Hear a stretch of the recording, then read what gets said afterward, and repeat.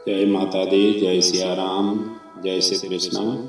आप सभी के हृदय में विराजित प्रभु परमात्मा को प्रणाम करते हुए आइए आज मैं आप सभी के समक्ष मई महीने के जितने भी व्रत हैं, त्योहार हैं और प्रमुख पर्व के पीछे का जो रहस्य है, इन सभी की संक्षेप में जानकारी लेकर के उपस्थित हुआ हूँ। जैसा कि आप देख ही रहे हैं, जिस तारीख को जो व्रत है, त्योहार है, लगभग मैंने सभी इस पेज में ही दिया हुआ है। उसी से ही आपको सारा कुछ जानकारी, कौन सी व्रत, कौन सी त्योहार, कौन सी तारीख को पड़ रही है, आप यहीं से देख सकते हैं और ज्ञान ले सकते हैं।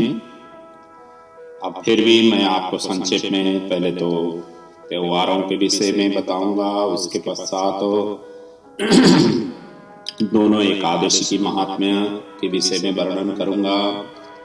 इसके साथ साथ में माता तीर्थ अमावस्या, उसके पीछे का जो महत्व है उसके विषय में वर्णन करूंगा। इसी प्रकार अक्षय तृतीया के विषय में, शनि प्रदोष के विषय में, संकष्ट चतुर्थी के व्रत के विषय में भी मैं जानकारी आपके समक्ष लेकर के उपस्थित हुआ हूँ। और सर्वप्रथम मैं जो भी त्योहार है, व्रत है, उनको सरसरती एक बार वर्णन करूंगा। उसके पश्चात इन सभी के पीछे का जो महत्व है, रहस्य है, उन सभी को क्रमशः वर्णन करूंगा। सबसे पहले तो 7 तारीख को बरथिनी एकादशी का महान पर्व होगा। वैशाख कृष्ण पक्ष की एकादशी ये रहेगी। इसी प्रकार 8 तारीख को शनिवार के दिन शनि प्रदोष व्रत रहेगा। जिस दिन शनिवार हो और प्रदोष का संयोग मिले तो अत्यंत पुण्यदायी माना गया है। शनि और सोम प्रदोष सबसे ज्यादा पुण्यदायी माना गया है। 9 तारीख को रविवार मासिक शिवरात्रि का पर्व होगा और इसी दिन पाश्चात्य जगत में मदर्स डे के रूप में मनाया जाएगा।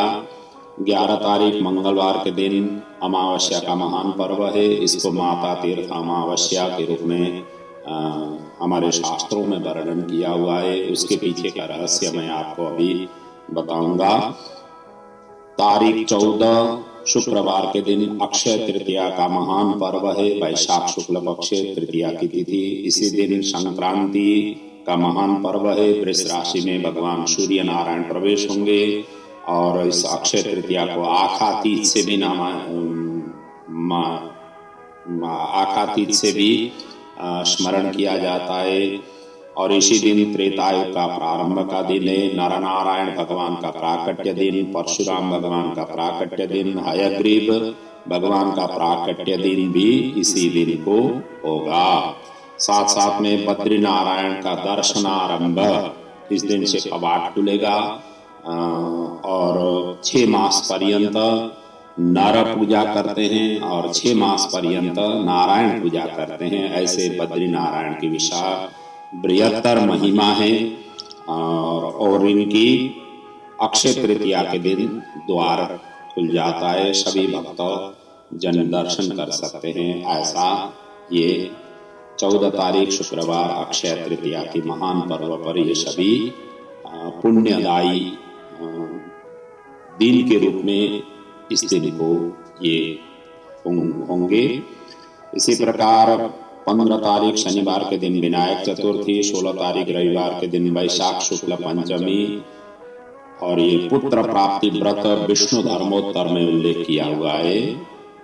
वहां पर कहा है कि प्रत्येक शुक्ल पक्ष की पंचमी को 1 वर्ष पर्यंत व्रत करने से सुयोग्य संतान की प्राप्ति हो जाती है। संतान की अभिलाषा करने वाले माताओं के लिए ये पंचमी का व्रत पुत्र प्राप्ति के लिए भगवान लड्डू गोपाल स्वरूप की प्रार्थना, उपासना, आराधना करते हुए सुयोग्य संतान की प्राप्ति के लिए 1 वर्ष पर्यंत शुक्ल पक्ष की पंचमी के तिथि को व्रत करने से ऐसा संतान की प्राप्ति घर में हो जाती है, ये वर्णन वहाँ पर किया हुआ है।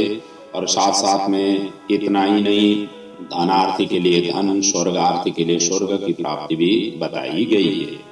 16 तारीख को सोमवार के दिन आद्य शंकराचार्य जयंती है और इसी दिन सोमनाथ ज्योतिर्लिंग का प्रतिष्ठा पर्व भी है। 12 ज्योतिर्लिंग में से सोमनाथ ज्योतिर्लिंग का प्रतिष्ठा का पर्व भी इसी दिन को होगा। इसी प्रकार 19 तारीख बुधवार के दिन गंगा सप्तमी, माँ गंगा का उत्पत्ति का पर्व ये रहेगा। 20 तारीख गुरुवार के दिन दुर्गाष्टमी और बगलामुखी जयंती, माँ जगदम्बिका के अनेक रूप से धराधाम में हम सभी को माँ जगदम्बिका ने कृपा की हुई है और उनमें से बगलामुखी माँ भगवती का ही एक स्वरूप है, उनका जन्म जयंती का पर्व रहेगा। 21 तारीख शुक्रवार के दिन सीता नवमी का पर्व रहेगा और सीता जी इस दिन उनकी जन्म हुई है, उनका प्राकट्य हुआ है, ऐसा वर्णन शास्त्रों में उल्लेख किया हुआ है। जैसे चैत्र शुक्ल नवमी के दिन भगवान श्री राम जी प्रकट हुए, तो वैशाख शुक्ल नवमी के दिन माँ जगदजननी सीता मैया का प्राकट्य हुआ, ऐसा वर्णन है। और इसकी प्रमाण के लिए ऐसा कहा हुआ है कि पुष्पान्वितायां तो पूजे नमाम्यहं श्रीमादभे मां शिशिते हलाग्रतः भुवोर अर्चयित्वा जनकेन कर्षणे सीता विराशित व्रतमत्र कुर्यात्। इस तरीके से वैशाख मास की नवमी के दिन हलाग्रतः, हल के अग्रभाग से माँ जगज्जननी सीता जी का प्राकट्य हुआ है, ऐसा वर्णन शास्त्रों में उल्लेख किया हुआ है। इसी प्रकार 23 तारीख को रविवार के दिन मोहिनी एकादशी का महान पर्व होगा। 24 तारीख सोमवार के दिन सोम प्रदोष व्रत, जहाँ जैसे पहले आया था शनि प्रदोष व्रत, यहाँ पर सोम प्रदोष व्रत रहेगा। भगवान शिव जी से संबंधित ये व्रत है और जैसा कि मैंने पहले बताया, शनि और सोम प्रदोष हो जाए तो अत्यंत फलदायी माना गया है। 25 तारीख मंगलवार के दिन नृसिंह जयंती, कूर्म जयंती, ये दोनों जयंती का महान पर्व होगा। भगवान विष्णु ने अनेक अवतार लिए हैं, उनमें से नृसिंह भगवान प्रहलाद जी के वचन को सत्य करने के लिए हिरण्यकश्यप आदि दैत्यों को वध करने के लिए भगवान विष्णु ने नृसिंह का स्वरूप धारण करके प्रकट हुए हैं। कूर्म भगवान का प्राकट्य समुद्र मंथन के समय में हुआ था, जिनके पीठ में मंदराचल पर्वत को रख करके समुद्र मंथन के लिए उन्होंने सहायता प्रदान की थी। और ये भगवान विष्णु के अवतार के दिन ये 25 तारीख को पड़ेगा। और 26 तारीख को बुधवार के दिन बुद्ध पूर्णिमा का पर्व रहेगा। गौतम बुद्ध का प्राकट्य दिन है इस दिन, और रात्रि को चंद्र ग्रहण भी लगेगा।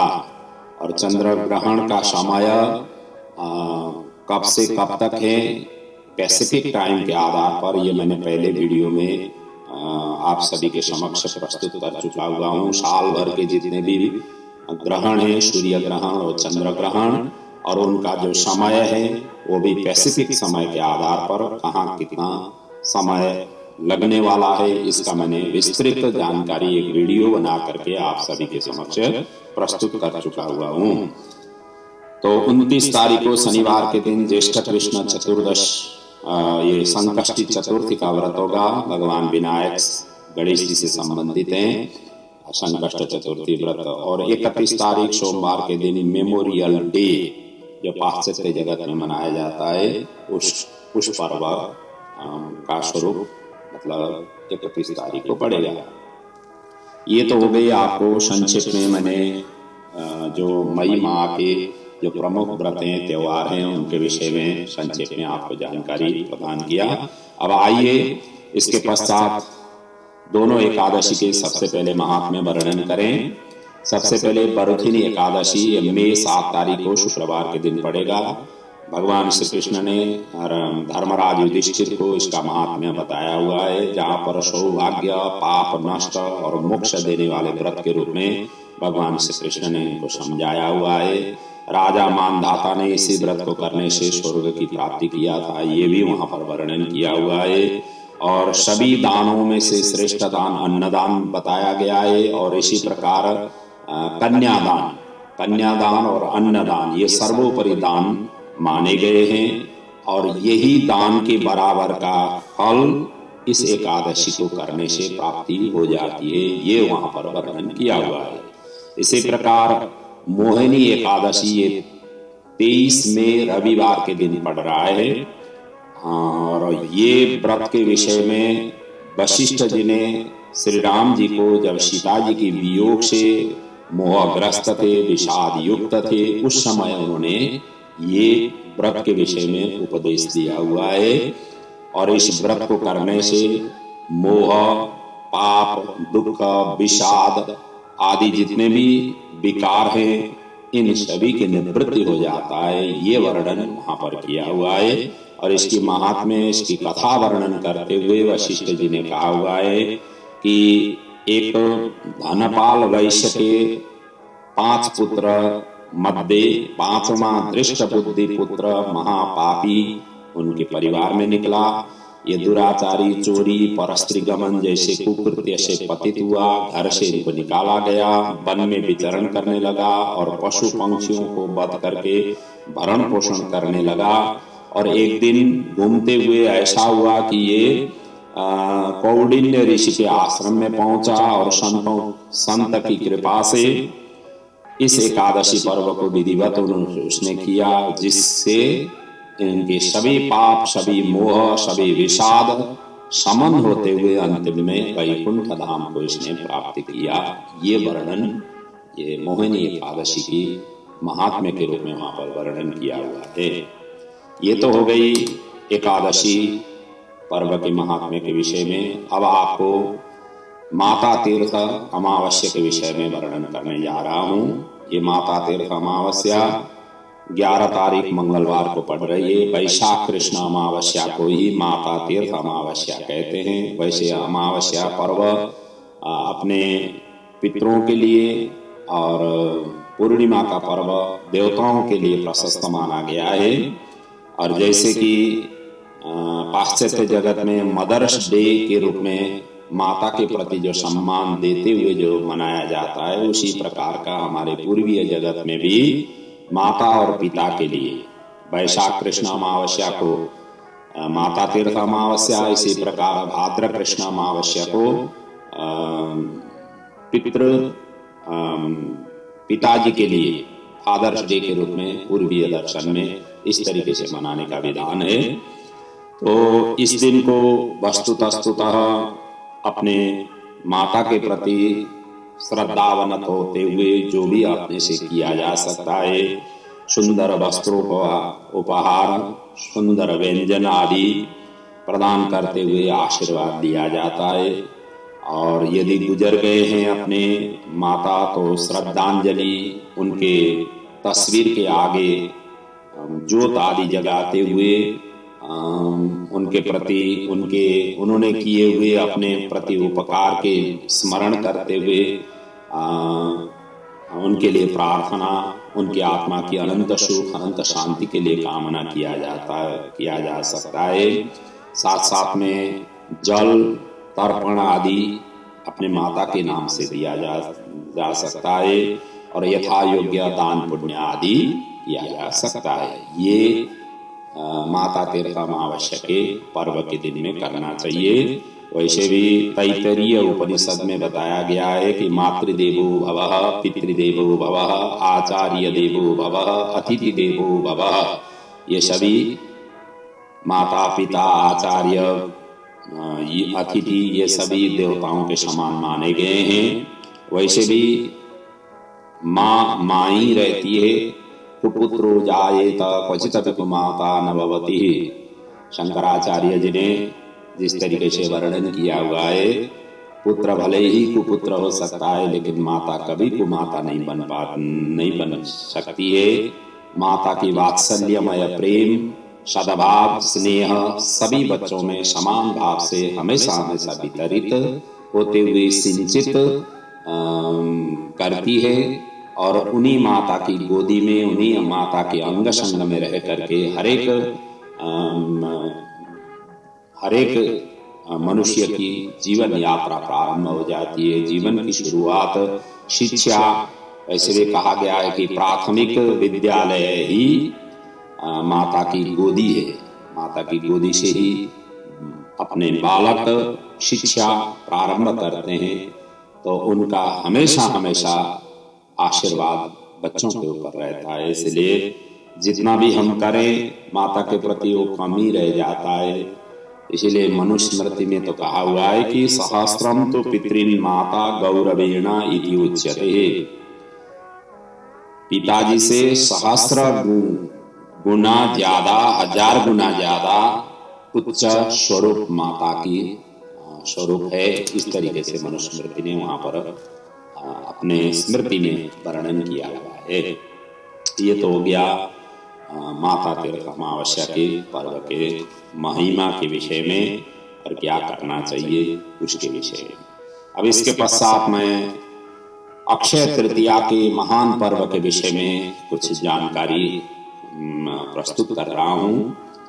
अक्षय तृतीया का अर्थ होता है नास्ति क्षयो यस्य सः अक्षय, जिसका क्षय नहीं हो, नाश नहीं हो, उसी का नाम है अक्षय।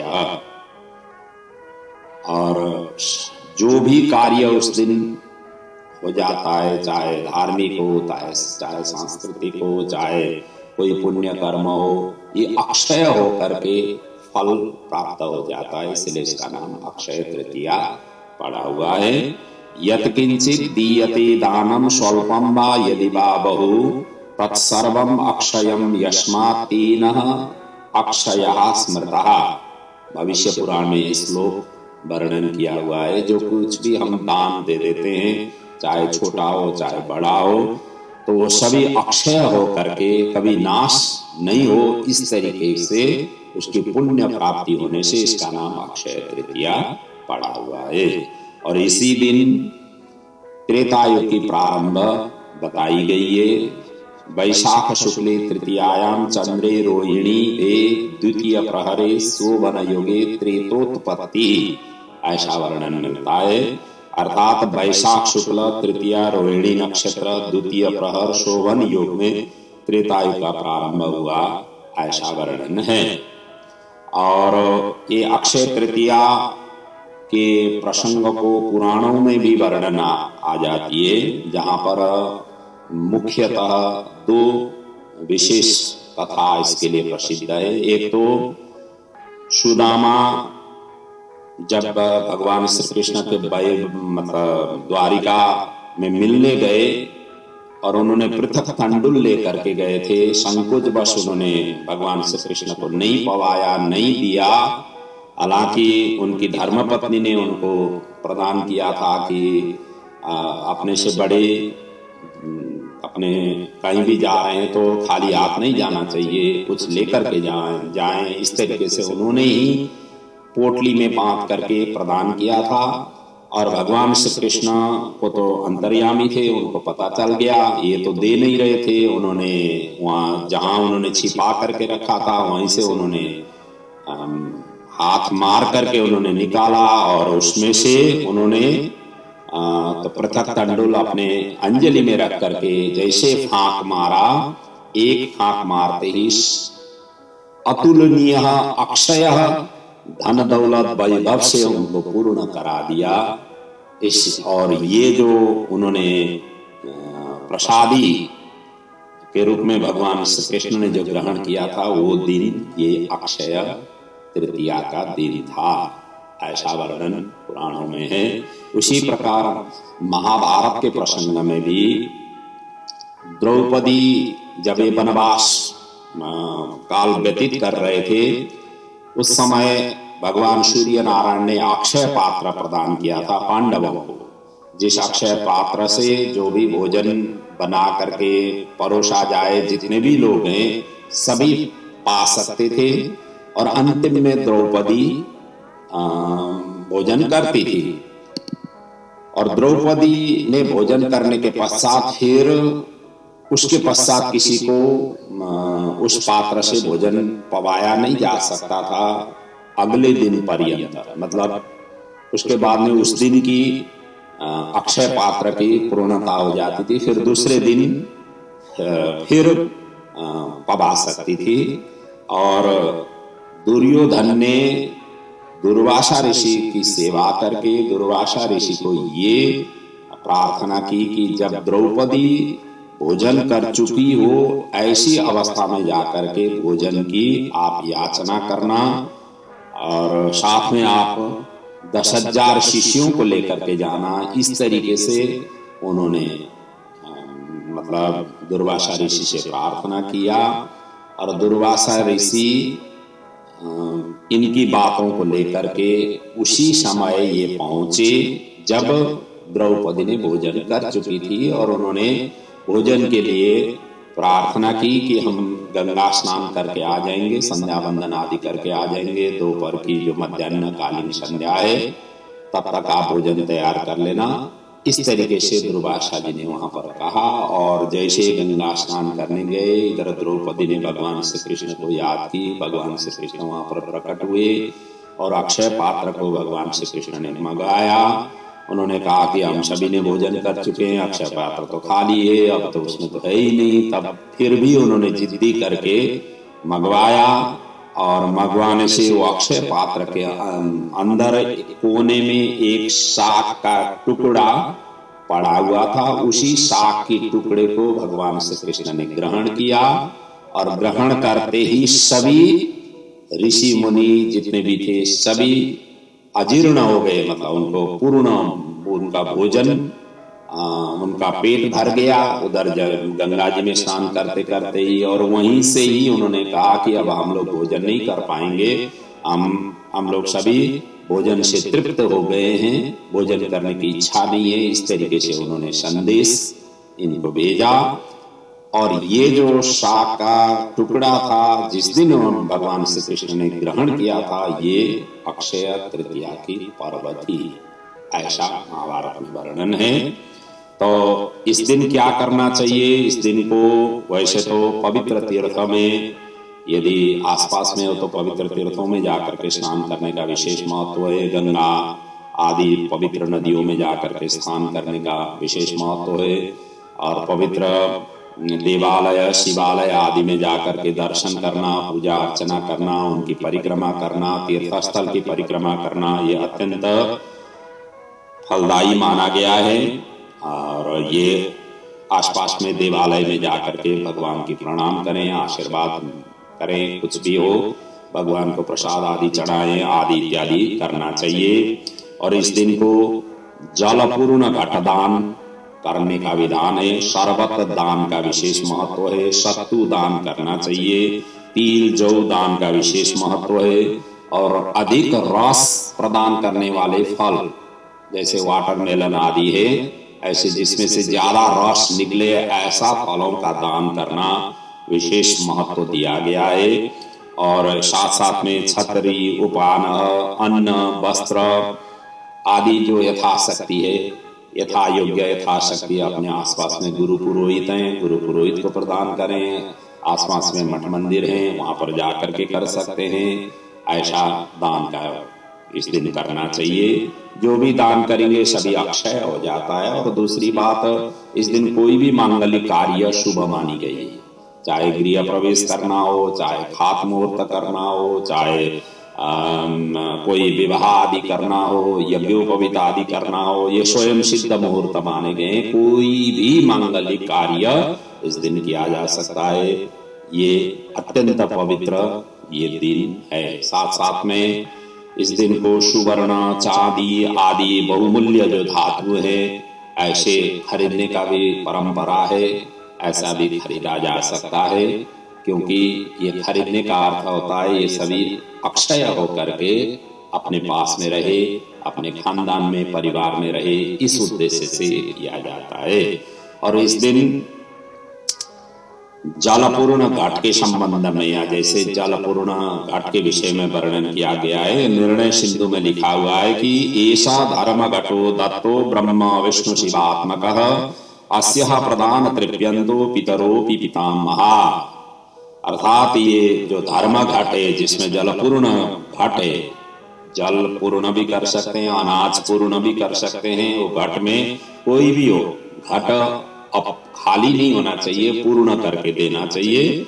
और ये ब्रह्मा विष्णु शिवात्मक स्वरूप ये धर्म घट अपने पूर्वजों की पिता पितामह प्रपितामह आदि जितने भी पूर्वज हैं उन सभी की तृप्ति के लिए अर्पण करता हूँ, ये भावना करते हुए अर्पण करने का विधान बताया गया है।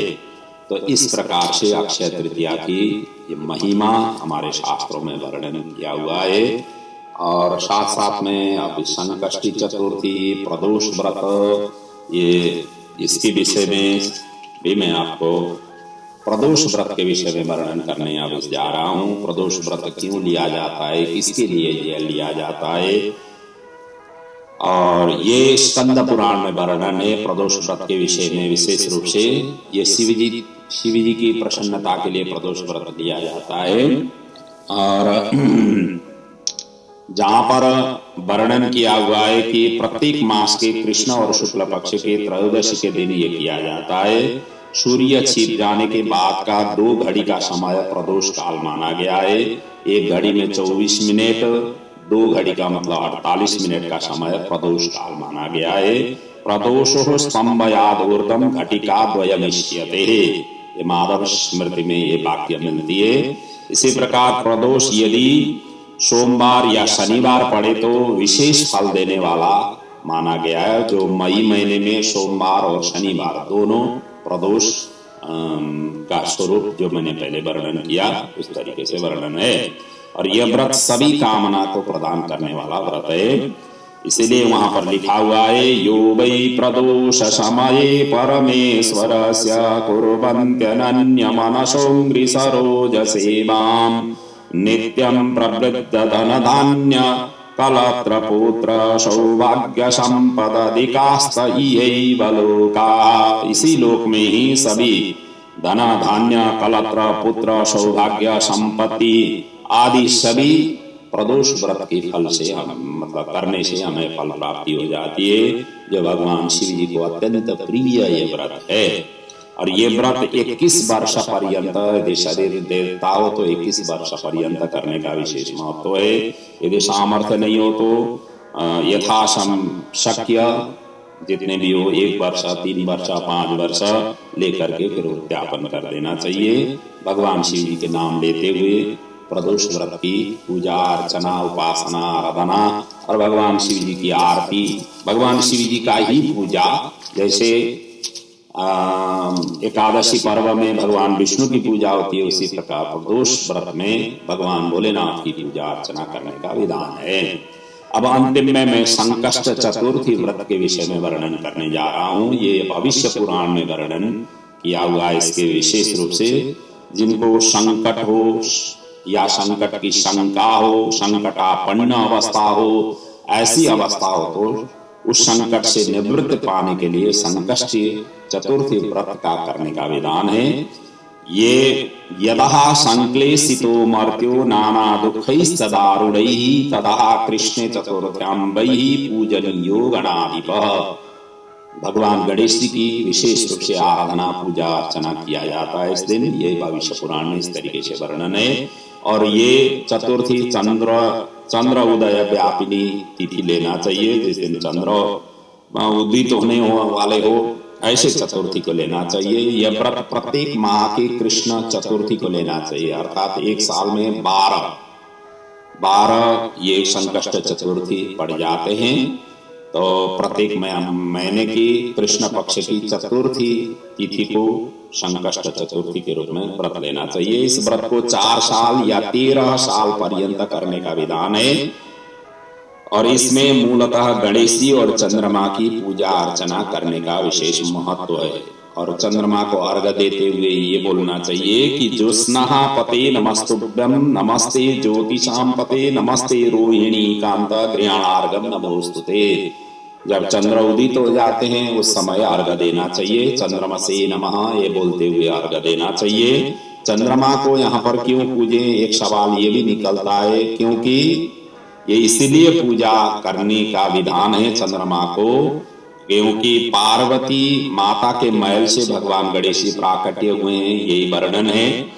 और उन्होंने द्वार पर रखा था अपनी रक्षा के लिए, और उसी समय भगवान भोलेनाथ द्वार में आए, उन्होंने रोक लिया, उन्होंने जाने अंदर नहीं दिया। ततो गत्वा वहां वाक युद्ध चला, फिर जाकर के महान घमासान युद्ध वहां पर हुआ। अंतिम में त्रिशूल से गणेश जी का मस्तक भगवान शिव जी ने छेदन कर दिया। तो वो मस्तक चंद्रलोक में जाकर के मतलब चंद्रलोक में गया। जब भगवान गणेश जी का जो पहला का जो स्वरूप था, बाद में तो हाथी की जो है ना धड़ ला करके उनके सिर पर युग्म करा दिया गया, इसलिए भगवान गणेश जी का जो स्वरूप है ऊपर हाथी का मुखमंडल, हाथी का स्वरूप, और बाकी जो भाग है वो मनुष्य का स्वरूप में भगवान गणेश जी का विग्रह का विधान है। उस तरीके से विग्रह हम देखने और पूजा अर्चना करने हम लोग करते हैं।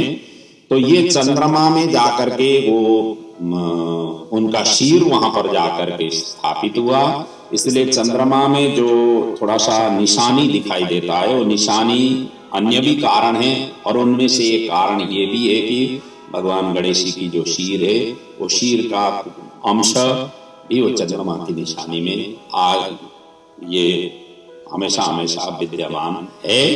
इसलिए चंद्रमा को अर्घ्य देने से ये व्रत पूर्ण, मतलब उस दिन व्रत का पूर्णता मानी जाती है। वैसे भी करवा चौथ में भी चंद्रमा को अर्घ्य दे करके ही किया जाता है। उस दिन में भी भगवान गणेश जी की ही विशेष रूप से पूजन अर्चन होती है। कार्तिक महीने की कृष्ण पक्ष की चतुर्थी तिथि को ही करवा चौथ के तिथि के रूप में पूजा जाता है। तो वहाँ पर गणेश जी शिव परिवार की पूजा अर्चना और अंतिम में चंद्रमा को अर्घ्य दिया जाता है। इसका मतलब यही है कि चतुर्थी के व्रत में भगवान गणेश जी को विशेष रूप से चंद्रमा को अर्घ्य दे करके ही पूर्ण करनी चाहिए।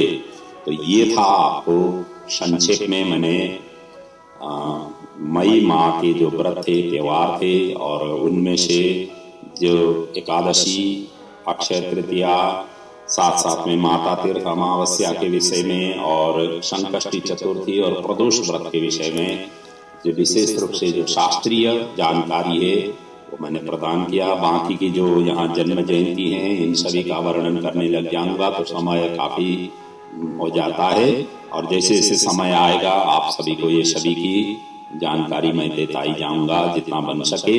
और आप सभी का साथ और सहयोग हमेशा हमेशा रहे, और आपकी हौसला, आपकी साथ और सहयोग ही मुझे आप सभी के समक्ष ये विभिन्न प्रसंगों को लेकर के प्रस्तुत करने का मुझे प्रेरणा प्राप्ति हो जाती है। इसलिए हमेशा हमेशा आप सभी का प्रेरणा सद्भाव बनी रहे, यही शुभेच्छा शुभकामना के साथ आपके घर परिवार में सुख रहे, शांति रहे, समृद्धि रहे। इस महामारी से लड़ने और जूझने की शक्ति भगवान हमें प्रदान करें। भगवान ने ही ये सारा संसार सृष्टि किया हुआ है, भगवान के ही अंश स्वरूप है, और उनके ही चरण शरण में रह करके उनका ही आशीर्वाद देते हुए, उनसे ही हमें प्रार्थना करते हुए इस महामारी से लड़ने जूझने की शक्ति हम सभी को प्राप्त हो, यही प्रभु के चरणों में बारंबार वंदन करते हुए सभी के घरों में सुख शांति समृद्धि प्रभु प्रदान करे, जीवन खूब तरक्की उन्नति प्रगतिमय बने। इन्हीं शब्द पुंजों के साथ मैं अपने वाणी को यहाँ पर विराम लेता हूँ। ओम पूर्णमदः पूर्णमिदं पूर्णात् पूर्णमुदच्यते पूर्णस्य पूर्णमादाय पूर्णमेवावशिष्यते। ओम शांति शांति शांति। ओम।